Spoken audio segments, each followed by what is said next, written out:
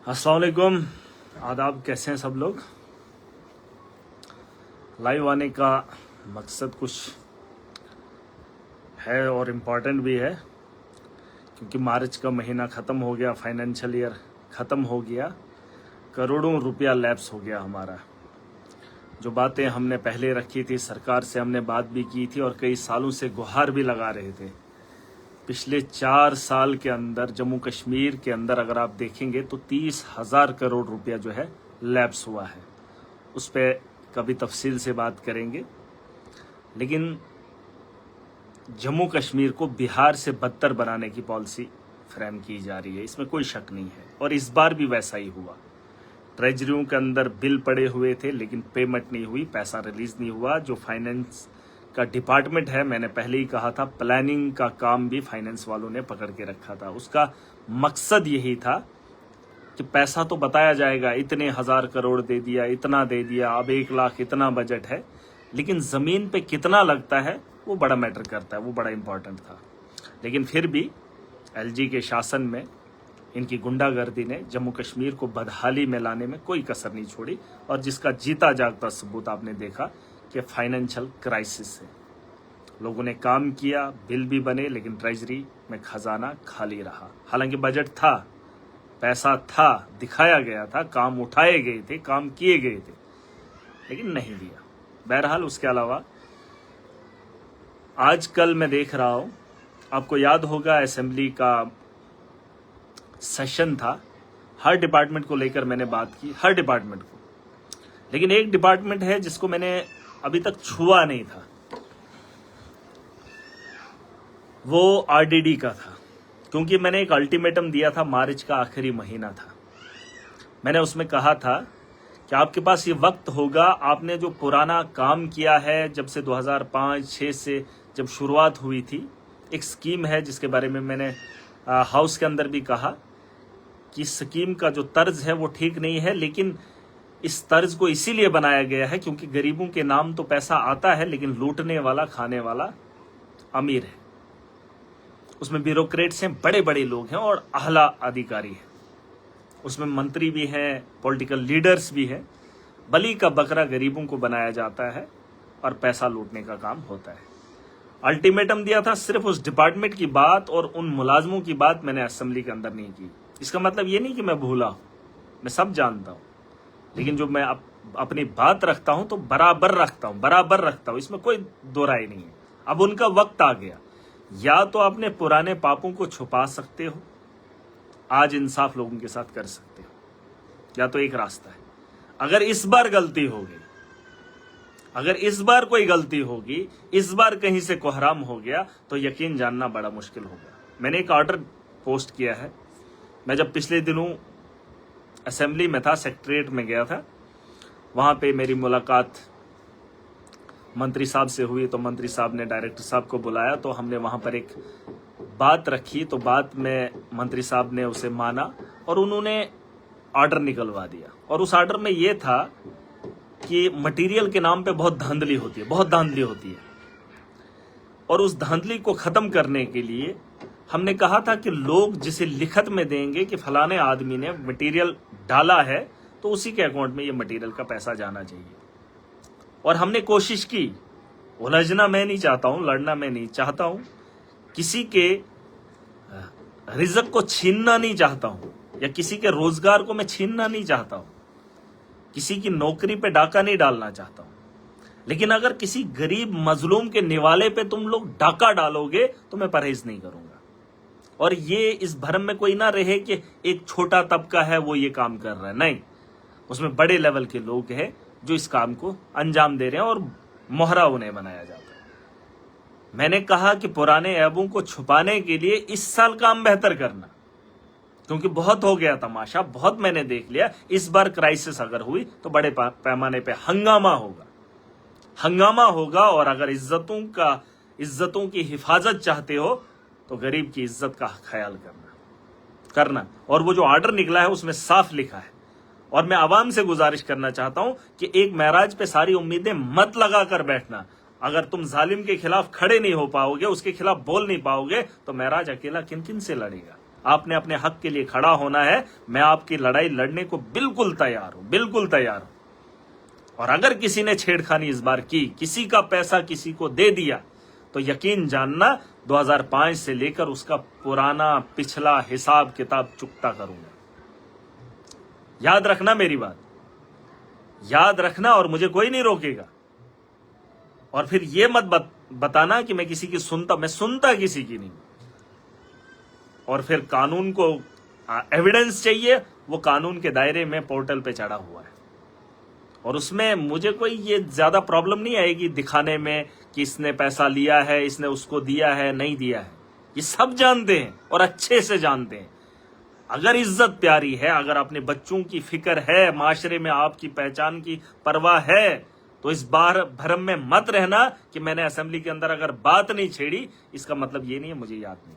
मुझे याद है, मैंने इन लोगों को वक्त दिया है, और मार्च के बाद जो पेमेंटें होंगी, चाहे वो मटेरियल स्किल्ड, सेमी स्किल्ड, कोई भी हो, उसमें धांधली मुझे नहीं चाहिए, उसमें मुझे माफिया नहीं चाहिए। कुछ लोग इलाके में बैठकर लीडरी करते हैं और उनके अकाउंटों में मनरेगा का पैसा जाता है और गरीब की चमड़ी उतारते हो। उन लोगों को मैं बता रहा हूं, इस भरम में मत रहना कि मैं जम्मू के अंदर हूं और पीछे तुम लूट मसूट करोगे। और उन मुलाजमों को भी बताना चाहता हूं कि उन दलालों के साथ खड़े हो जाओगे तो अपनी इज्जतों को नीलाम होते हुए देखोगे और देखना पड़ेगा और सहना पड़ेगा, क्योंकि मुकाबला महराज के साथ होगा। मजलूम की लड़ाई मैं खुद लड़ने आया हूं, उसके हक की हिफाजत मैं खुद करने आया हूं। अगर गरीब खड़ा हो गया, मैं छोड़ने वाला नहीं हूं मैं। और आपको पता है कि मेरा एक किरदार है, मेरा एक करैक्टर है। मैं ऐसा नहीं हूं कि एमएलए बन गया तो अब मामलात को छोड़ दूंगा ना। अगर मैं ऐवान में बड़ी बड़ी ताकतों के साथ लड़ सकता हूं, कोई इस भरम में ना रहे कि मेरे गांव के छोटे छोटे मामलात में उन डाकुओं का डाका होगा और महराज बोलेगा नहीं मैं नेता हूं ना। एक एक आदमी से हिसाब चुकता करूंगा। और उससे पहले ये तामझाम ठीक कर लेना। और इस बात की देख लो, लड़ने को तो मैं बड़ी बड़ी ताकतों से लड़ सकता हूं, लड़ता भी हूं, लेकिन ऐसा नहीं है कि जमीन छोड़ दूंगा। मैं उस जमीन पे वापस लौट के आ रहा हूं, मुझे धांधली नहीं चाहिए। और जो जम्मू कश्मीर के अंदर हालात हैं, इन हालात से हर कोई वाकिफ है। लेकिन अगर हमारे लुटेरे हमारी लोगों को लूट रहे हैं, बाहर के तो आ रहे हैं, वो भी लूट के जा रहे हैं और अंदर के भी खोखला करेंगे, गरीब का जीना हराम करेंगे, तो ऐसे लोग मुझे नहीं चाहिए। और न मैं वैसी जिंदगी जीऊंगा कि जहां गरीबों के ऊपर जुल्म होगा और मैं उस अवाम का लीडर हूंगा और खामोशी से तमाशा देखूंगा। नामुमकिन है, इस भरम में मत रहना। और मुझे पूरी उम्मीद है इस बार डिस्ट्रिक्ट की एडमिनिस्ट्रेशन फुली कोऑपरेट करेगी। और जो बीडीओज हजरात वो सुन लें, VLWOs हजरात सुन लेना, क्योंकि आपने देखा छोटी छोटी चीजों के बारे में, महराज के बारे में जानकारी रखते हो। मुझे हर फर्द की जानकारी है, और मेरे खिलाफ सबूत इकट्ठे नहीं कर पाए, तुम्हारा सबूत तुम्हारे पोर्टल पे है। इस भरम में मत रहना। और वो हिंदुस्तान के उस पोर्टल पे रहे जो गवर्नमेंट का है, गवर्नमेंट ऑफ इंडिया का है। और मुझे तकलीफ मत देना। आपको गवाह ढूंढने पड़ते हैं, मुझे गवाहों की भी जरूरत नहीं है, क्योंकि वो तुम्हारा काला चिट्टा तुमने खुद चढ़ाया है। और ये मैं पूरी ताकत के साथ रखूंगा। और फिर आपका हश्र क्या होगा, उस हश्र के बारे में मत सोचना। और वैसी राजनीति मुझे नहीं करनी है। मुझे काम करना है, मुझे लड़ना नहीं है। लेकिन अगर आप लड़ने को मुझे मजबूर करोगे तो महराज इससे मुंह नहीं फेरेगा। चाहे वो छोटे लेवल की लड़ाई हो, गली का क्रिकेट खेलने वाला इंटरनेशनल खेलता है, लेकिन फिर भी सचिन तेंदुलकर की तरह जब कश्मीर में आता है तो बैट जो है रास्ते पे भी खड़ा करके क्रिकेट खेलना पड़ता है, क्योंकि लोगों की चाह होती है। तो ये मेरी बात सुन लेना आप। उसके अलावा आज देश के अंदर एक बिल लाया गया है वक्फ का, इस पे भी चर्चा करना जरूरी है। हमदर्दी भाजपा को बहुत है, एक फिरके के साथ हमदर्दी दिखा रहे हैं, कुछ विपक्ष के लोग बात कर रहे हैं। एक बात मुझे समझ में नहीं आई, जिन डिपार्टमेंटों को सरकार ने गोद लेना था, उन्होंने धर्म के ठेकेदारों को गोद ले लिया। बिजली प्राइवेट कर दी, जल शक्ति प्राइवेट कर दिया, जिसे आप PHE डिपार्टमेंट से जानते थे, उसे प्राइवेट कर दिया। बिजली को प्राइवेट कर रहे हैं, एजुकेशन को प्राइवेट कर रहे हैं। मतलब जो गवर्नमेंट इदारे थे, हॉस्टल प्राइवेट कर रहे हैं। मतलब यहां पर जो निजाम था, मुझे लगता है फोर्स को भी प्राइवेट करेंगे, किया भी है, जैसे उन्होंने अग्निवीर को लाया। प्राइवेट करेंगे ये गवर्नमेंट इदारों को बंद करके, अब धर्म के ठेकेदारों को अपने गवर्नमेंट इदारों में लाएंगे। जिन धर्मों को खुला छोड़ना था, अपने तर्ज पे चलने देना था, और वही धर्म के में कंट्रोल सरकार का नहीं होना चाहिए, लेकिन धर्म के उन स्थानों को सरकार अपने कंट्रोल में रखना चाहती है। उसमें श्राइन बोर्ड भी है। जम्मू कश्मीर के अंदर एक बहुत बड़ा नाम श्राइन बोर्ड है, जहां दुनिया भर के लोग आते हैं, मान्यता है लोगों की, और उस श्राइन बोर्ड में गरीबों का चढ़ावा चढ़ाया जाता है, और वो चढ़ावा भगवान के नाम तो चढ़ता है, फिर वहां से लेने वाला कौन है उसके बारे में किसी को नहीं पता है। और वही तर्ज है हमारा। अब उसकी रक्षा अगर वहां के लोग करते, क्या यहां के लोग उस सक्षम नहीं है कि वो उसका ख्याल करते? लेकिन नहीं, सरकार को अपना हाथ रखना है, और वो सरकार अपना हाथ क्यों रखना चाहती है ये सबको पता है, लेकिन बोलेगा कोई नहीं, क्योंकि बड़ी बड़ी सरकारों के बड़े बड़े लोग इसमें काम कर ही रहे हैं। खुलासा करूंगा लेकिन वक्त आने पर। लेकिन आज जो वक्फ का बोर्ड बिल लाया इन्होंने, उसमें भी यही है। इन्होंने कुछ लोगों को बिठाया है और वो उसकी पेटियां खोलते हैं, और पेटियां खोलते हैं, जब उसमें से पैसा निकालता, कितना है कोई पूछने वाला नहीं, और कितने से क्या करना है और कितना उठा के लेना है, इसके लिए कहीं पे चुनाव लड़ना हो तो कितने धर्म के स्थानों को खाली करके पैसा इकट्ठा करना है तो लिया जाता है। ये इंटरेस्ट है इनका। जहां से आवाम को, मुल्क को बेहतरी हो की जा सकती थी, एजुकेशन को बेहतर किया जा सकता था, लेकिन प्राइवेटाइजेशन। बिजली के निजाम को बेहतर किया जा सकता था तो प्राइवेटाइजेशन। लेकिन गवर्नमेंट अपने कंट्रोल में किन इदारों को ले रही है, वो आपके सामने धर्म के ठेकेदार सरकार बन रही है। अपना काम छोड़ दिया, जिससे मुल्क आगे बढ़ता वो काम सरकार ने छोड़ दिया, और जो काम सरकार को नहीं करना था उन धर्म के ठेकेदारों को सरकार अपने हाथ में ले रही। और ये तमाशा देश के अंदर हो रहा है, और ये तमाशा छोटा नहीं है। इस तमाशे के पीछे बहुत बड़ा माफिया है। कोई भी हमदर्दी किसी भी धर्म की किसी को नहीं। मैंने बात रखी है, और इस बात का खुलासा आप लोग खुद करना। वक्त आएगा मैं खुल्लम खुल्ला करूंगा। मैंने कहा कि धर्म के मामला सरकार को नहीं करने चाहिए, नहीं देखने चाहिए, चाहे वो किसी भी धर्म का। लेकिन नहीं, इन कामों को अब सरकार अपने गोद लेना चाहती है, और जो सरकार का काम था उन कामों को प्राइवेट कर रही है, वो अंबानी को दे रही है, और उसमें लूट खसोट हो रही है। वहां पे लूटने को मिलता नहीं था, अब उसमें भी सरकार तो इकट्ठा करने में लगी है। तो इसलिए हम इसका विरोध करते हैं कड़े लफ्जों में। इसलिए नहीं कि ये मुसलमानों के खिलाफ है, बल्कि इसलिए क्योंकि इनकी नीयत में खोट है। और ये जो मैंने बातें बताई, इस पे थोड़ा ख्याल करना और देख लेना।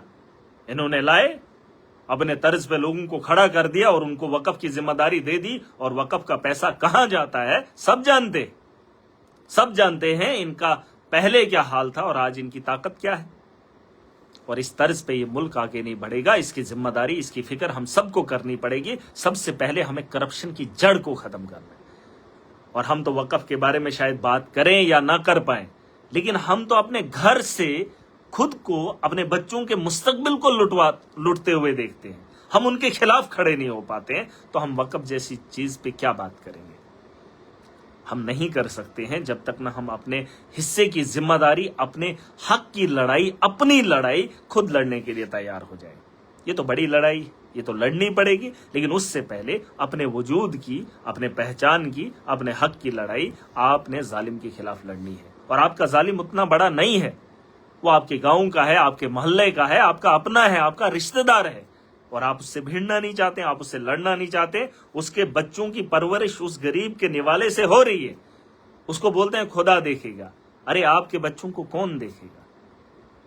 और आप इंसान तो कहलाओगे नहीं अगर आपके अपने बच्चों का निवाला छीन रहा हो और आप खामोशी से तमाशा देख रहे हो। तो इसके लिए मुझे नहीं लगता इंसानियत आपके अंदर है। बहरहाल जो बात मैंने बताई, मनरेगा का आज माहौल चल रहा है, और एडमिनिस्ट्रेशन से उम्मीद करूंगा, बीडीओ हजरात से उम्मीद करूंगा, और जो उनके VLWs हैं उनसे भी। और एक फिरका और है जिसका नाम इस वक्त नहीं लूंगा, लेकिन जब बात करने का वक्त आएगा तो फिर पूरी ताकत से बोलेंगे। और फिर एक एक आदमी का एक एक आदमी का खुलासा किस तर्ज पे करूंगा, यकीन जानो नींदें हराम हो जाएंगी। और ऐसा नहीं समझना कि महराज के साथ, अगर कुछ लोगों को लगेगा वरना क्या करेगा, जो तुम्हारा हाल महराज करेगा तुम जिंदगी में याद नहीं करोगे। और जो तुमने इज्जत कमाई होगी और जिस रुतबे को तुमने या खुद का दबदबा रखा होगा, किस हाल में जाओगे वो याद कर लेना। बेहतर है। मैंने कोशिश की है, मैं वैसा आदमी नहीं हूं, चाहता तो आपके खिलाफ बोल भी सकता था, मौका दिया था मैंने 3 मीटिंगें की आप लोगों के साथ, 3 बार मैंने बोला है कि मार्च का महीना मैं देखूंगा। मैं देख रहा हूं धांधलियां हो रही हैं, लेकिन जिस दिन पैसा पड़ा मेरे गरीब का, तुमने जेब खाली कर दिया और एक चोर के जेब को भरने का काम किया, तो छोड़ूंगा नहीं, बख्शने वाला नहीं।